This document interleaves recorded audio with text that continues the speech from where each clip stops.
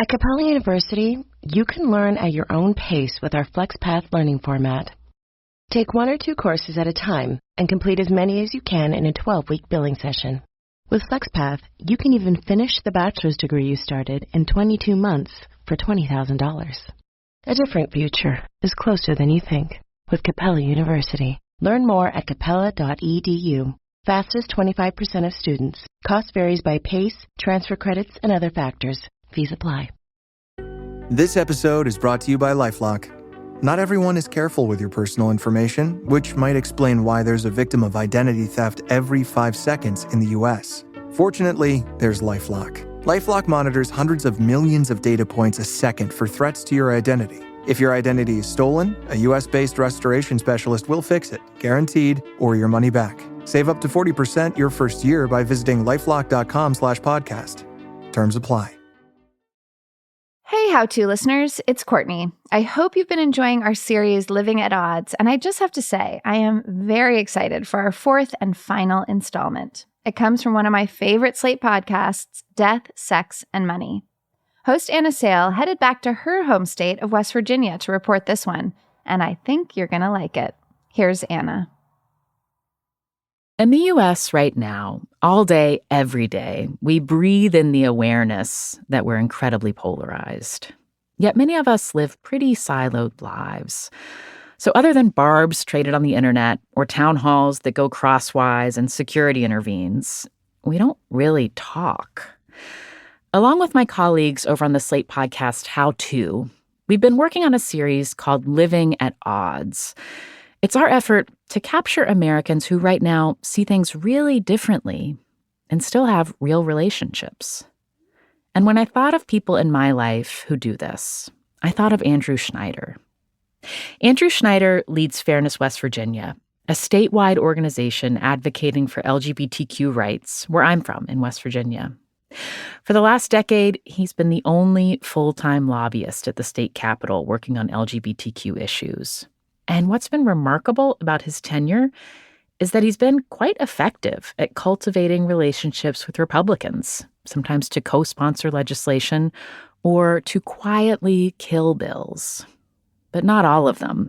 He says the last legislative session that just ended was, quote, the most challenging session for LGBTQ plus rights that I've ever seen. But Andrew's style is not to organize protests and social media pressure campaigns to try to be effective. His work is slower, more relational. He tries to bring people who don't start out as allies over to his side. And this has been his organizing style for more than 30 years, when he decided to leave the New York City suburbs where he grew up for a conservative college in Virginia to see if he could effectively organize for civil rights there. In this episode, I talked to Andrew about his theory of change that involves reaching out to lawmakers who sometimes disappoint him. I also talked to a former Republican legislative leader who was convinced to stand up against a bill with Andrew and then got primaried and lost re-election. And Andrew and I talk about the recent tests to his patient approach at the Capitol as he's faced insults and even threats of arrest. Things would be great if we were a blue state, but that's not where the work is so crucial, because it's the places where there are fewer resources where this work must be done. And that's the work that attracts me. This is Death, Sex, and Money, the show from Slate about the things we think about a lot and need to talk about more. I'm Anna Sale.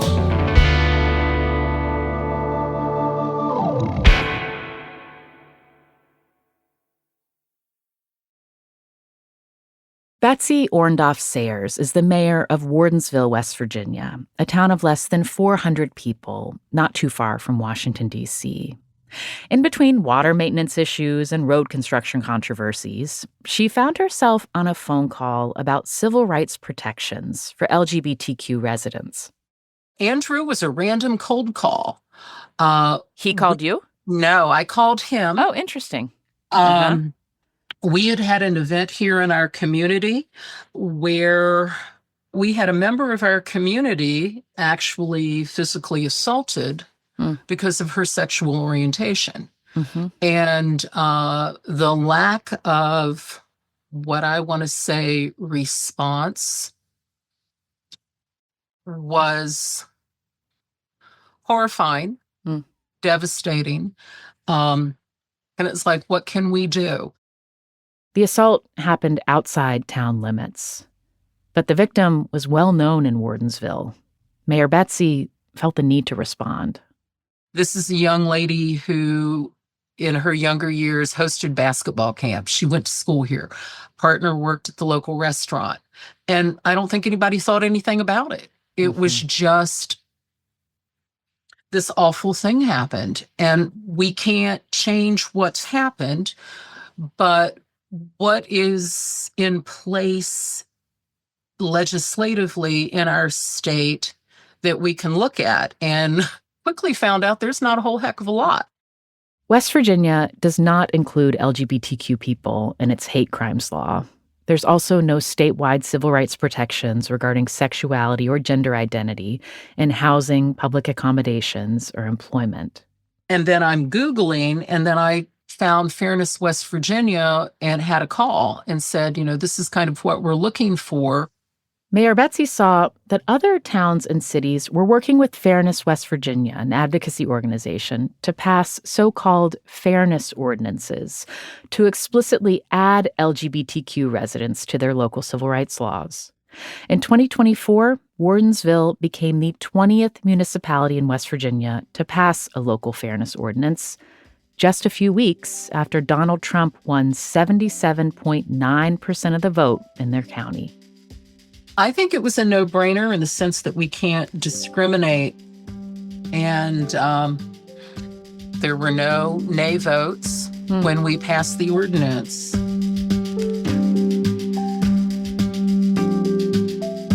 How does something like that pass in a town like Wardensville, West Virginia?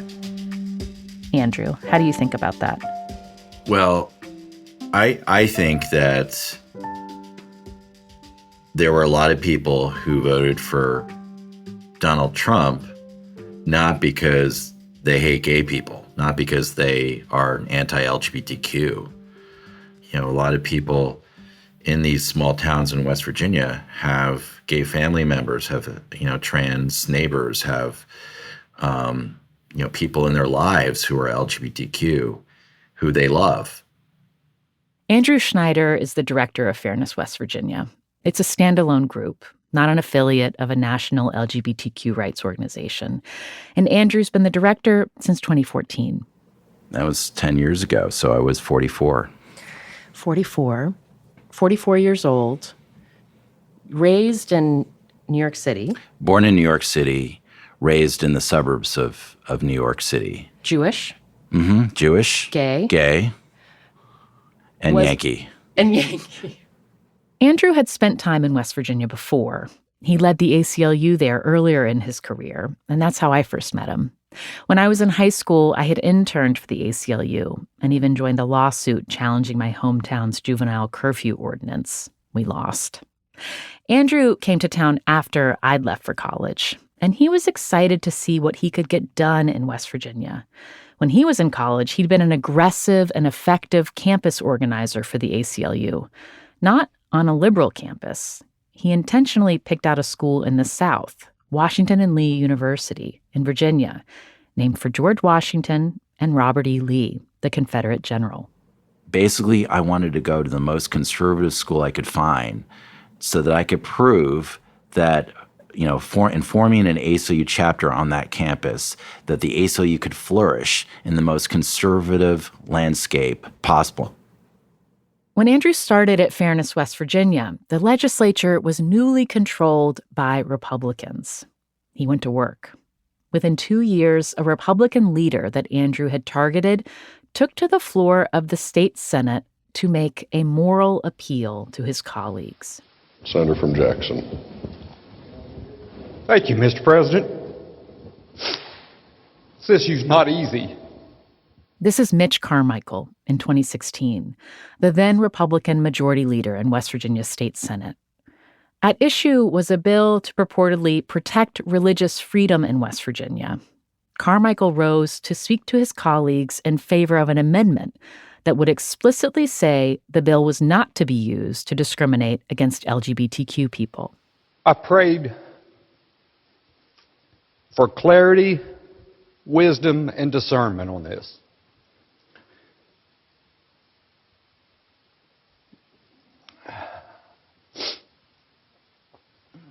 I don't think I've ever mentioned our faith in a debate in this Senate chamber, or in the House chamber for that matter, even though that it colors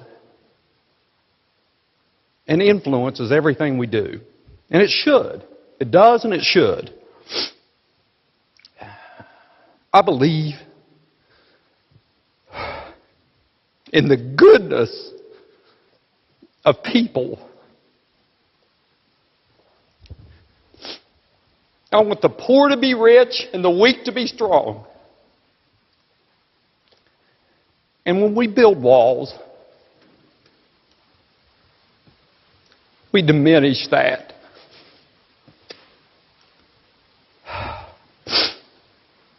I just think this sends the wrong message, Mr. President.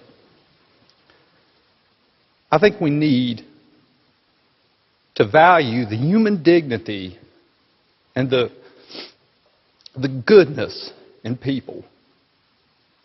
And I don't want us to go down this path. I just don't. That year, after Senator Carmichael's floor speech, the religious freedom legislation, a bill that Fairness West Virginia called the License to Discriminate bill, failed to pass. And it was just like, unbelievable. And I think it was in part because Senator Carmichael sort of showed the emotional struggle that he went through on the floor of the Senate, that he got votes from his colleagues to vote that bill down that we didn't ever expect. That's interesting that you think that him modeling that this wasn't an easy issue. He understood that this was a difficult vote for some. I think it wasn't just, if he had just simply, voted against that bill without sort of baring his heart to the public and to his colleagues, I don't think it would have been quite as overwhelmingly a vote in defeat of that bill. I remember seeing Carmichael's floor speech on social media when it happened, and it is not what I expected from Senator Mitch Carmichael. I've also known him for a long time. I covered him in the West Virginia State House when I was just starting out as a reporter. I remembered him as an outspoken conservative who was not afraid to take on a fight. You probably knew me when I first came into the legislature, and they were like, gosh, this right-wing flamethrowers in here. And I didn't change. Have always been a conservative, fiscal conservative, and social conservative in many respects. I come at it from a Christian perspective, and my view was always for openness and dialogue, and that was my perspective, but wasn't everyone's. Carmichael was just the kind of legislator Andrew Schneider targeted when he started lobbying for Fairness West Virginia. There was a political sea change underway in the state.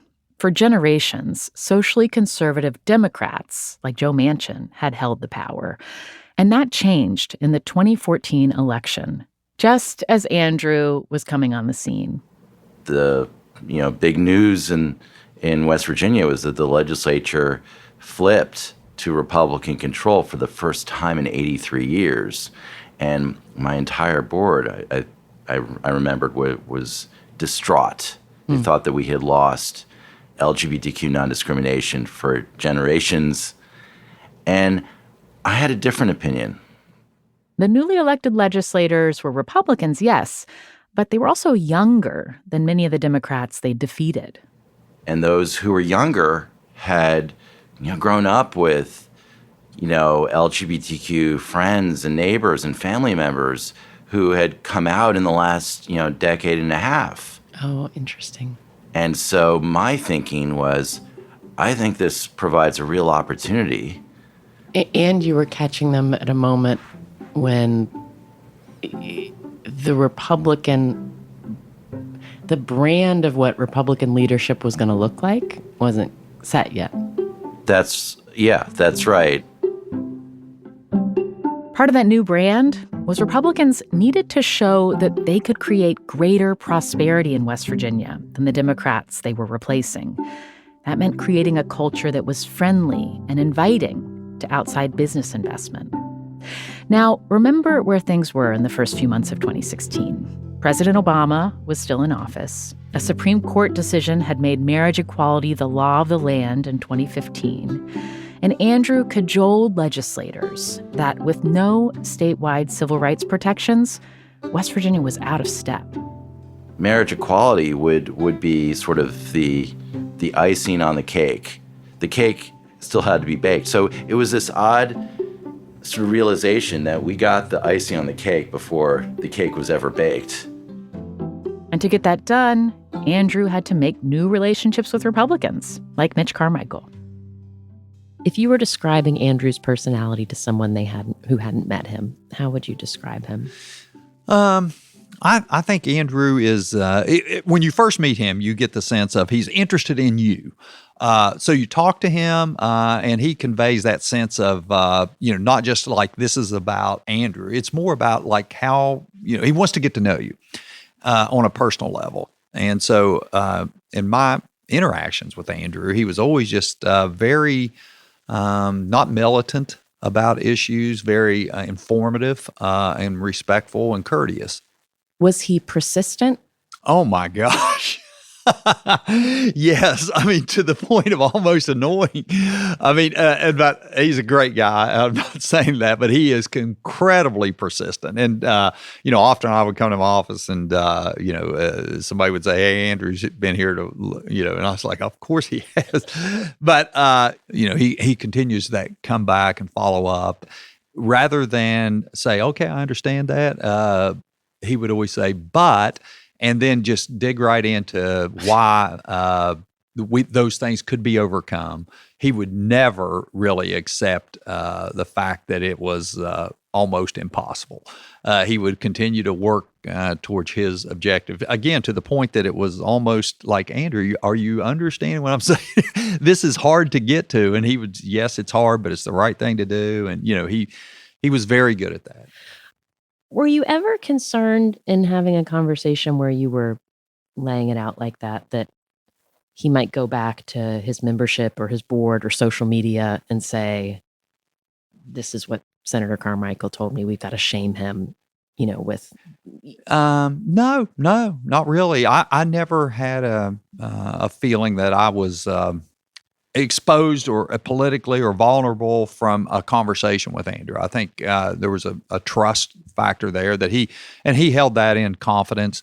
I don't think he would betray a confidence. His reputation was more important to him than that, which says a lot about him. I think he understood, obviously, that he was not in a position of strength, that knowledge and conveying he wasn't just going to muscle something through politically. He needed to make informed conversations with members, and he did that. With me, particularly, he did that, and others too. But that's the way he came at it. And that style of lobbying in 2016 culminated in Senator Carmichael's speech on the Senate floor. I work hard for jobs and opportunity.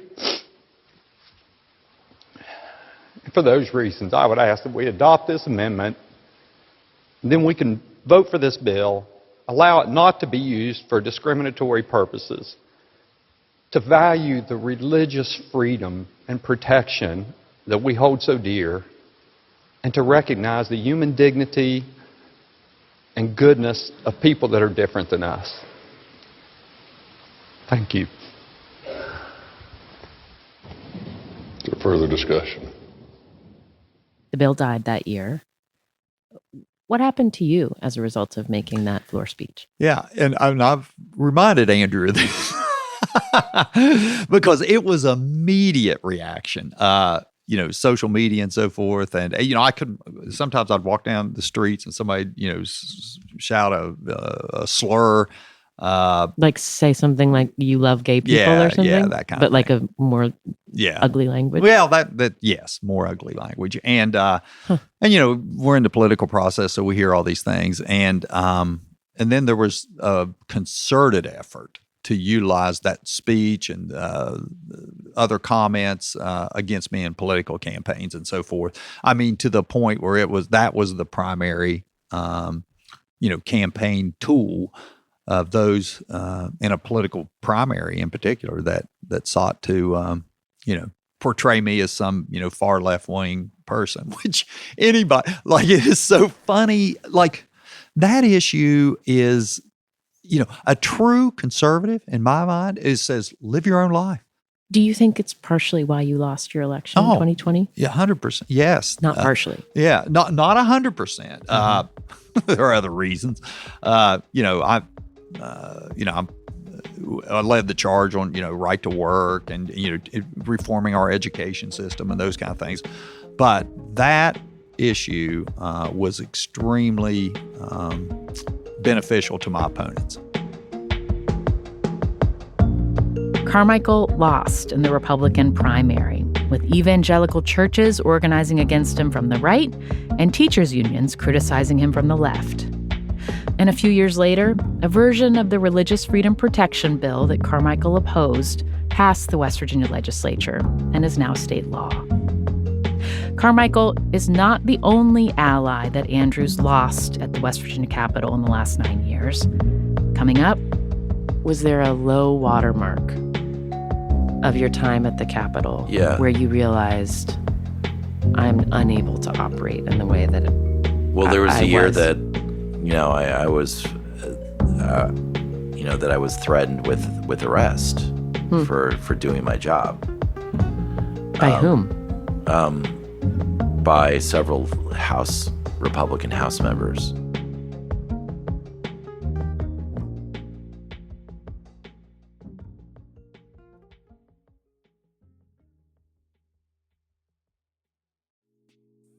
Today's episode is sponsored by NerdWallet's Smart Money podcast. Life comes with big money questions, like, are target date funds a smart or a lazy way to invest?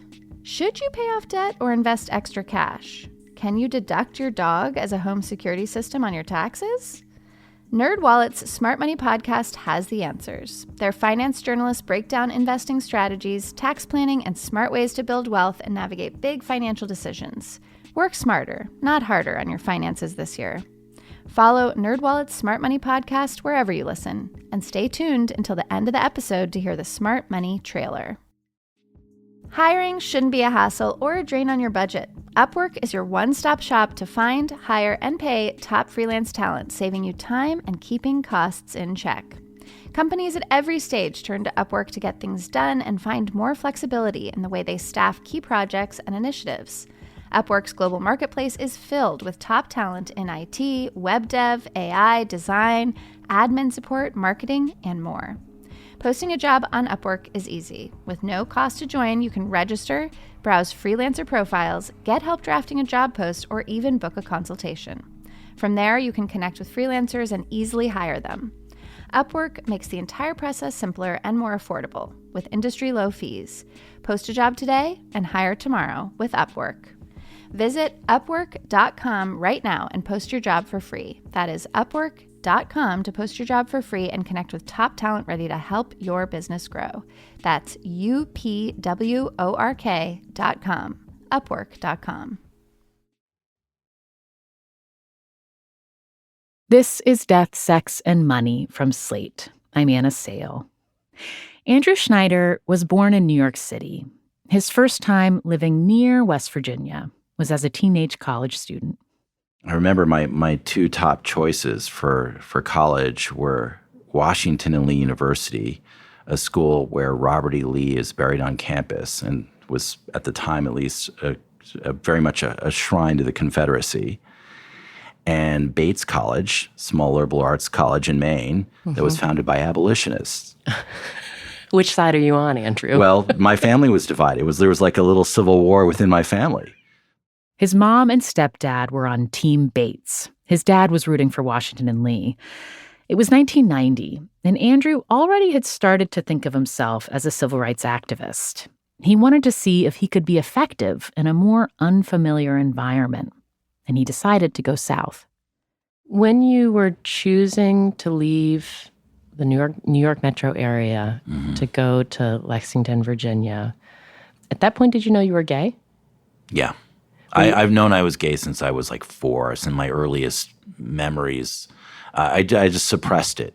When did you come out? I didn't come out until I was 26, so I was still in the closet even throughout college. Were you honest with yourself that you were gay at that point in your life when you went to college? That is a tough question. I would say that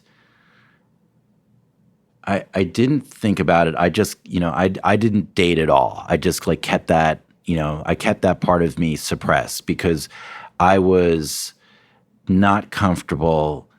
I basically, and it's funny because I had seen sort of other kids who were, sort of targeted because they were effeminate or targeted because they were, they appeared to be gay, whether they were or not. And I didn't want to be targeted in that way. So I basically became sort of agnostic in terms of sexuality. Yeah. And so I just continued to just not date. And it wasn't a factor in my life at the time. I didn't think about it too much. I mean, I thought about it, of course, in my private head, but I just didn't, it wasn't my focus. I think I'm maybe applying a 2024 lens to decisions you were making in 1990. Because there's so much conversation about wanting to make sure queer kids are in places where they're safe. Yeah.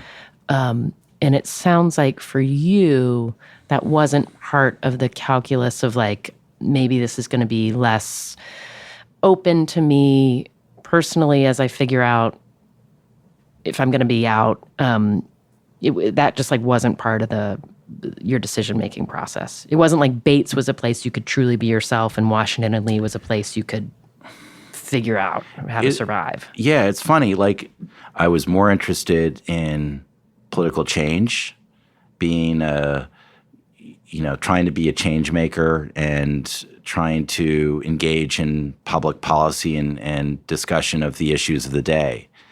I wasn't a normal kid, and I say that proudly. Most normal kids make their decision on whether the school offers the kinds of disciplines that they're interested in studying, or whether it's a party school, or whether it's the kind of environment like you are pointing out is conducive to their love interests. And that was as far away from my focus as could be. I was more interested in a school where I could test this political theory out. Andrew's entrance to civil rights advocacy was through the ACLU, the American Civil Liberties Union. It wasn't gay rights necessarily that first captivated Andrew. It was the ACLU's focus on First Amendment issues like protecting free speech. I was introduced by my stepdad. He was like this old-time lefty from the McCarthy era. Mm-hmm. So I had become like an ACLU groupie by latter years. As a teen? As a teen, yeah. And the 88 presidential campaign was really the turning point. He said, "I am a card-carrying member of the ACLU." That was what he said. He is out there out of the mainstream. He is very... George H.W. Bush, the Republican nominee, running against Michael Dukakis, the Democratic nominee. Bush attacked Dukakis as a card-carrying member of the ACLU. I'm not questioning his patriotism. He goes out and says, man is questioning my patriotism. And then all the liberal columnists join in. I am not. I am questioning his judgment on these Dukakis matters. seemed unwilling or unable to defend himself. Of course the vice president's questioning my patriotism. I don't think there's any question about that. And so I got really, sort of activated by that. You felt like he was back on his heels, didn't know how to respond. They didn't respond at all. Didn't yeah. engage. They didn't engage. They didn't do, what was most unsatisfactory to me was that they didn't defend the ACLU or his membership in the organization that I thought was the most patriotic organization on the planet, defending the original values of the Bill of Rights. What could be more American except for maybe apple pie? So I was just floored. How long were you on campus before the ACLU chapter for Washington and Lee was established? Oh, it was established right away. I went dorm room to dorm room asking my class to become card-carrying members at the $5 student rate and ended up recruiting 80 classmates to join. Your first semester? My first semester. 80 students. That was 20% of my class.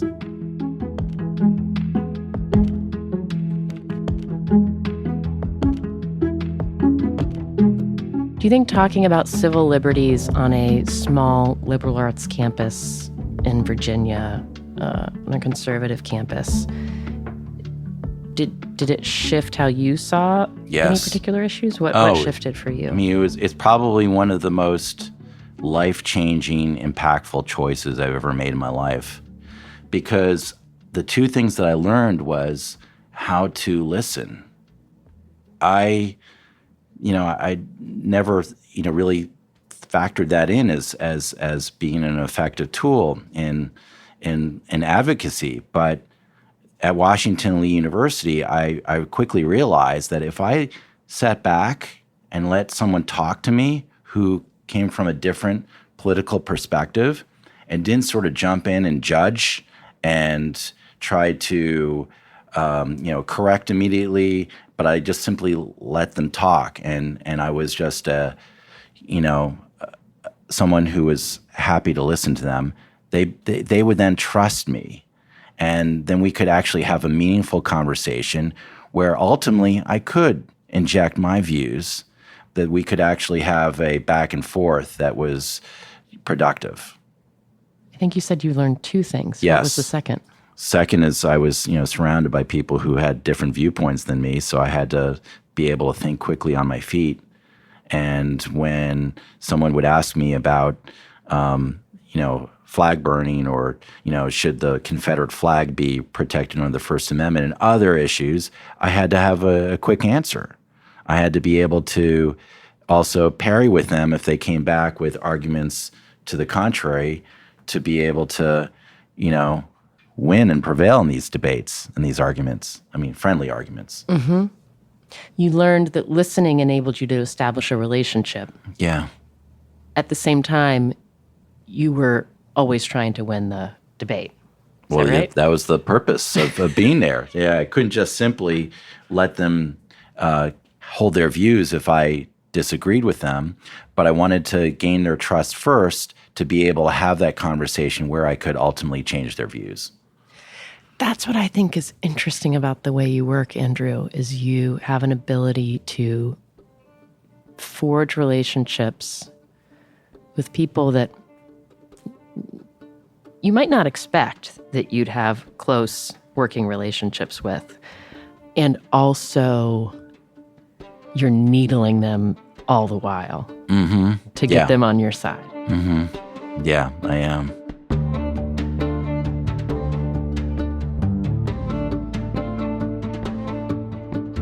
Coming up, how increased polarization and hostility nationally around LGBTQ issues changed the way Andrew Schneider moves around the West Virginia state capitol. When you go stand outside offices and try to work the way you were able to work in 2016, meeting with both Republicans and meeting with Democrats, how's it different? There is a lot less open-mindedness. Like a lot of the legislators, the newer legislators who've been recently elected are further to the right. It's also that those who were the moderates of, 4, 5, 6, 8 years ago have now been sort of squeezed by the far-right base of the party to not come out in support of these issues anymore. And that's not something you can break through by showing up and listening? Yeah, I mean, I've tried. The magic is gone.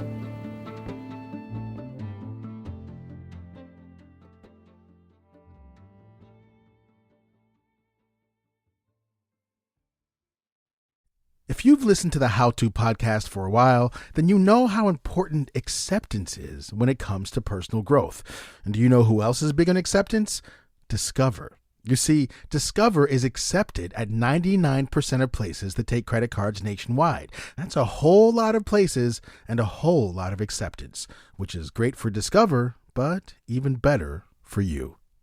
Based on the 2024 Nielsen report, learn more at discover.com/creditcard. This episode is brought to you by Defender. Are you a trailblazer, a risk taker, someone with countless tales of epic adventure? Then you won't want to miss Destination Defender, an epic weekend festival designed for Defender owners and enthusiasts, taking place in Port Jervis, New York, from May 16th through 18th. This unforgettable weekend includes inspiring talks, off-road driving courses, chef tastings, and live music. If you're ready for adventure, the Defender is too. It's a vehicle built for drivers capable of great things, whether you're venturing into uncharted territory or just escaping for a weekend getaway.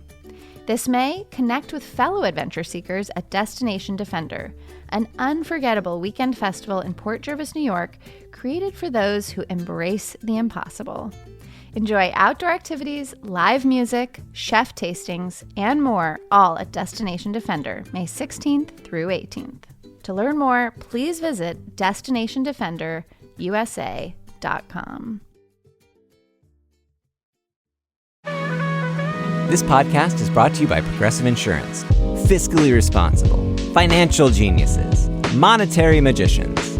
These are things people say about drivers who switch their car insurance to Progressive and save hundreds. Because Progressive offers discounts for paying in full, owning a home, and more. Plus, you can count on their great customer service to help you when you need it, so your dollar goes a long way. Visit Progressive.com to see if you could save on car insurance. Progressive Casualty Insurance Company and Affiliates. Potential savings will vary. Not available in all states and situations.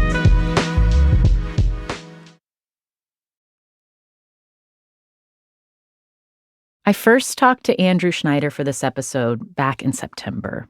He told me then how much more difficult his job had become. And then the 2024 election happened, making it even tougher.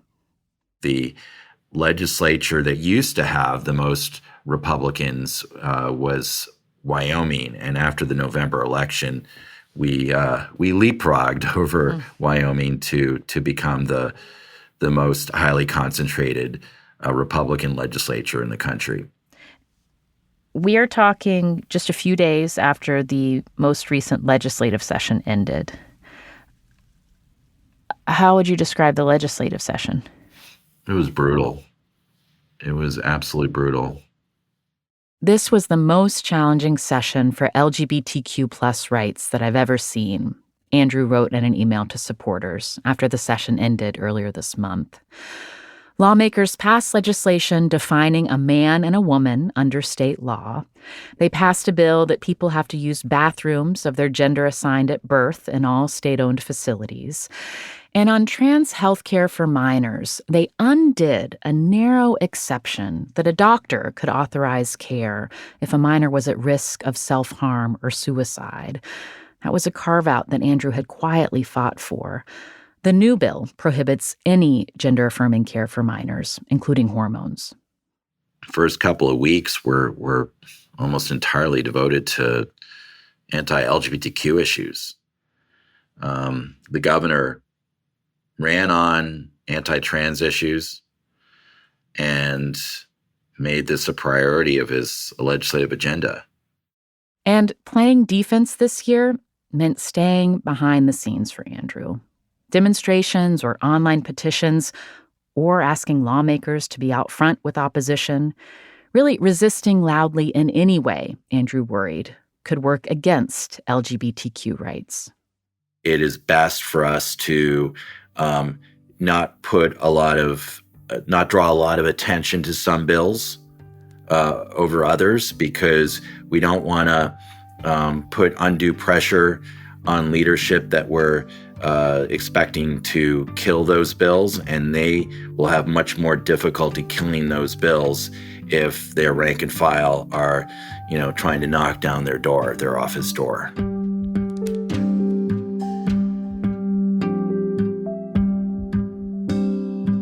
This last legislative session, did people take meetings with you? Newly elected Republicans, did you find that they were interested in taking a meeting with you? Yeah. Because in West Virginia, it's not like you have to make an appointment to walk into a legislator's office, particularly in the House side. So you essentially were just walking into their office and extending your hand and introducing yourself. But Andrew's comfort at the Capitol these days is different than it used to be. Things changed for him in 2021. Because of COVID, there were strict rules for how lobbyists could move around the Capitol. You could only enter if you had an appointment. So Andrew would set up one appointment and then move around to visit with other lawmakers. It's what all lobbyists were doing, Andrew says. But a handful of Republican lawmakers singled him out and threatened him with arrest if he broke the rules. That eventually got the Capitol Police and staff watching him too. The sergeant of arms confronted me, yelling at me, telling me that, reissuing the threat that I would be arrested and kicked out of the Capitol if I continued this so-called behavior. It was just crazy. Did that experience change the way you thought about your ability to do your work as a political operator, in the way that your theory of change that you described, as a young person, as an ACLU organizer on the campus of Washington Lee, the theory of change was, I'm going to try to talk to anybody. I'm not going to be able to convince everybody, but I'm going to try to talk to everybody. Did that make you realize in a new way the limits of your ability to be relational and open and effective? Yeah, it did give me some pause. I knew from another friendly Republican legislator that the House Republican Caucus had this listserv, and these four legislators, these four House members that had a target on my back were saying things. One of them was calling me a faggot. Another was threatening to trip me in the hallway if they saw me. Another one was making fun of the face mask that I was wearing. It was a rainbow face mask so that I would be easily identifiable as to who I represented in the COVID era, when we had to cover half of our faces with a face mask to protect one another. And I was also told that no one was standing up for me. That was a change maker. The bullies were in full control because no one was standing up to them. And that's what changed. I think that singularly changed the dynamic with how I was able to operate. The attitudes of the moderate Republicans changed dramatically. All of a sudden, these Republicans who would sponsor our bills wouldn't sponsor our bills anymore. They were afraid. Did that personally hurt you? You'd put in a lot of effort for a lot of these relationships. Yeah, of course it did. Because I put my heart and soul into it. Yeah.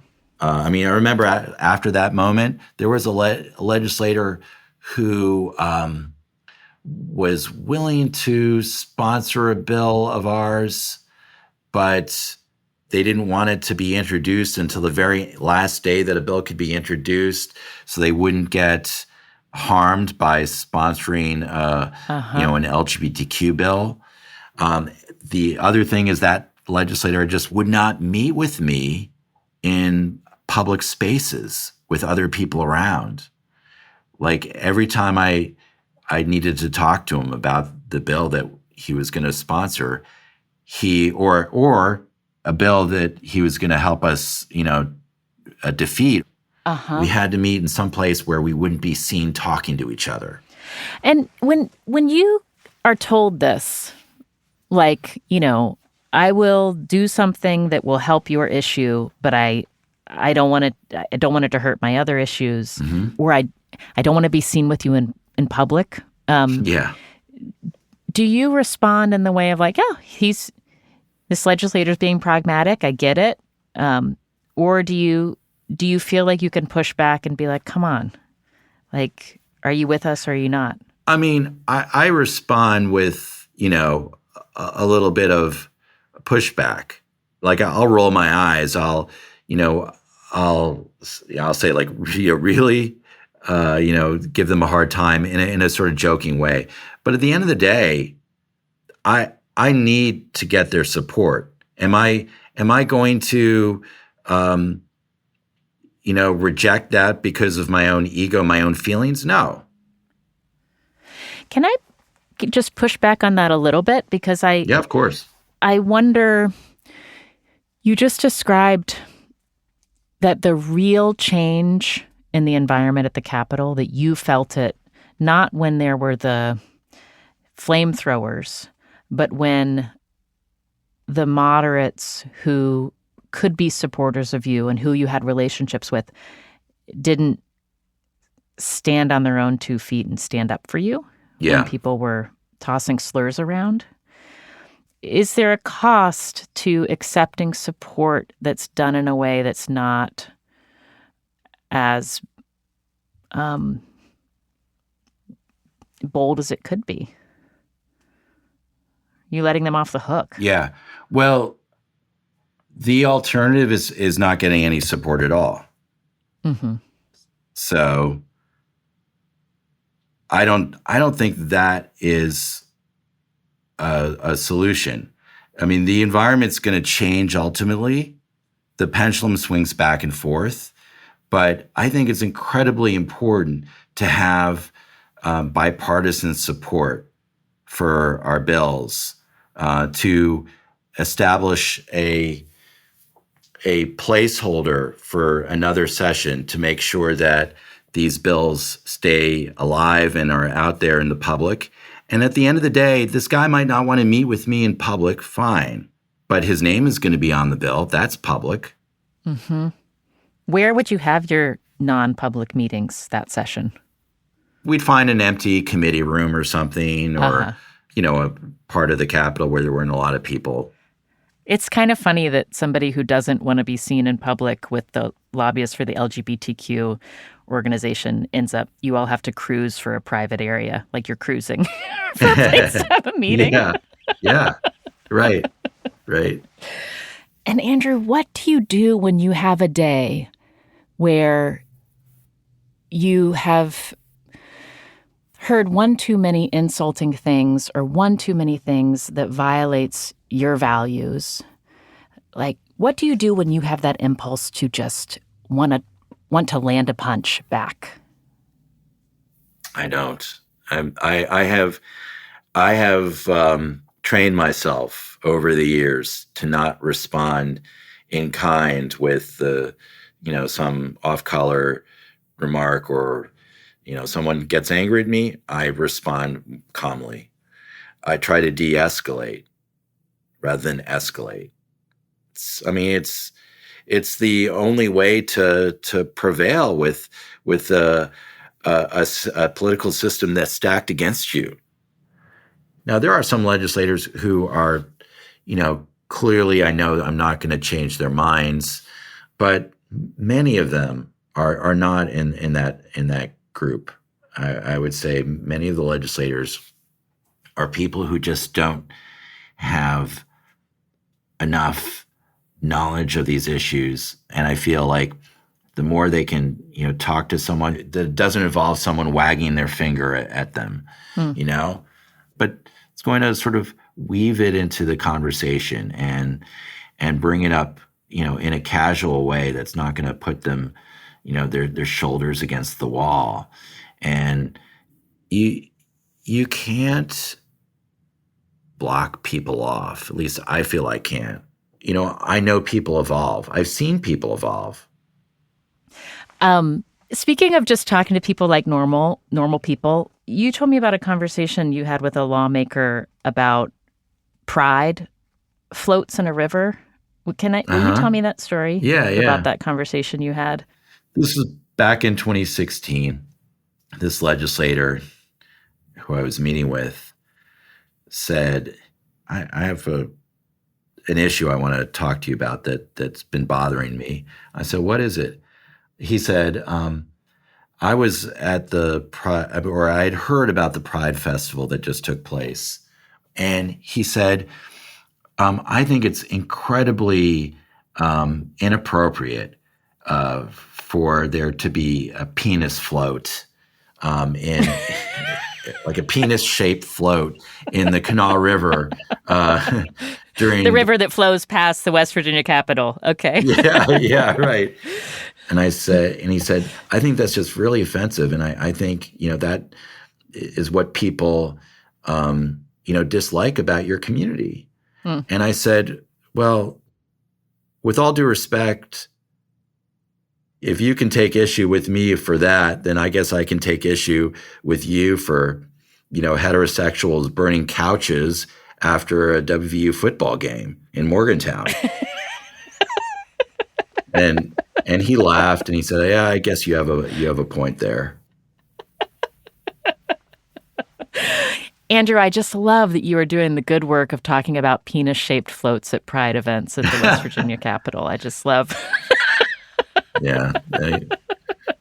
I can't tell you how many of those kind of conversations I have over the years.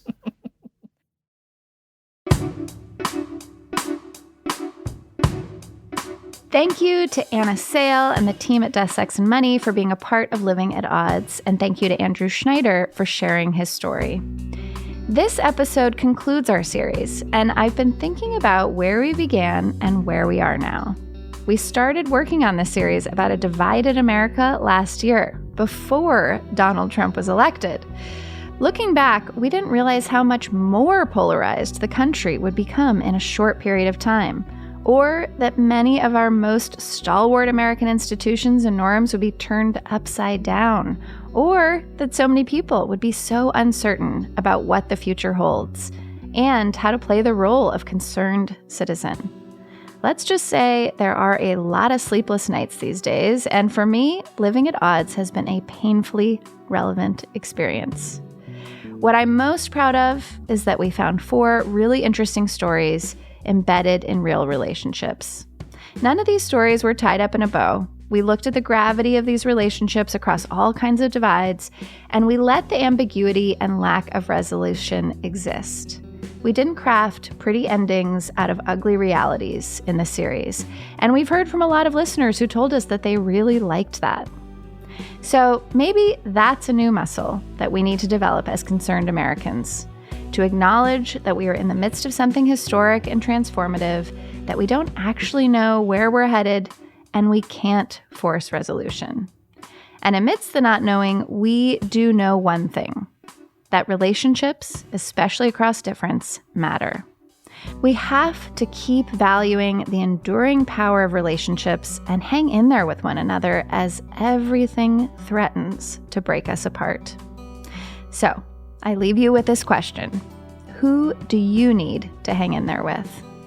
I can promise you that if you don't give up on people, if you keep listening with genuine care, if you strive for real connection in real life, you will be surprised.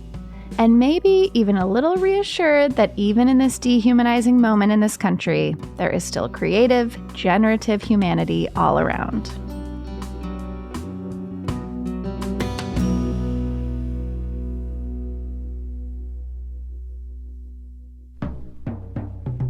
This episode was produced by the amazing team at Death, Sex, and Money, Anna Sale, Andrew Dunn, Zoe Azoulay, and Cameron Drews.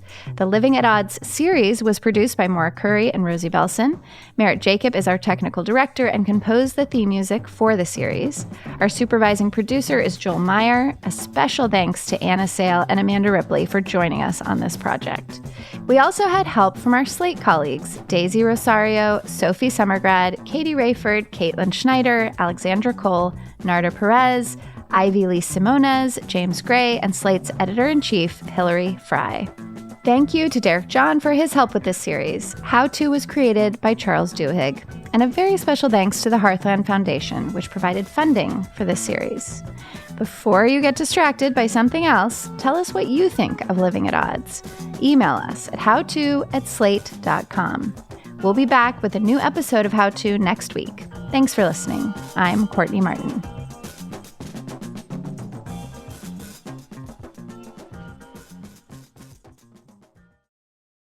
Today's episode is sponsored by NerdWallet's Smart Money Podcast. Money can be confusing. Should you invest in ETFs, get a travel rewards credit card, buy a house, or just build a really fancy pillow fort? That could work. No shame in pillow fort game. Or you could just tune in for clear, research-backed financial insights. I'm Sean Piles, a certified financial planner professional. And I'm Elizabeth Ayola. We're the hosts of NerdWallet's Smart Money Podcast, where you bring the money questions and we bring trustworthy information backed by NerdWallet's expert analysis, without the jargon or the sales pitch. Our nerds do the research so you don't have to. We'll help you understand your options so you can make the best decision for your situation, from optimizing your investments and maximizing credit card rewards to making big money moves with confidence. Plus, we keep it real. No lectures, no judgment. Just tips and tools you can use to build wealth and take control of your finances. Think of us as your financial GPS, helping you navigate your money decisions and avoid expensive wrong turns. Whether you're planning for retirement, weighing a big purchase, or just want to make your money work harder for you, we've got insights that you can use in real life. So, if you want practical, straightforward, and actually useful financial knowledge, plus a little bit of fun along the way, follow NerdWallet's Smart Money Podcast on your favorite podcast app. Trust us, future you will thank you.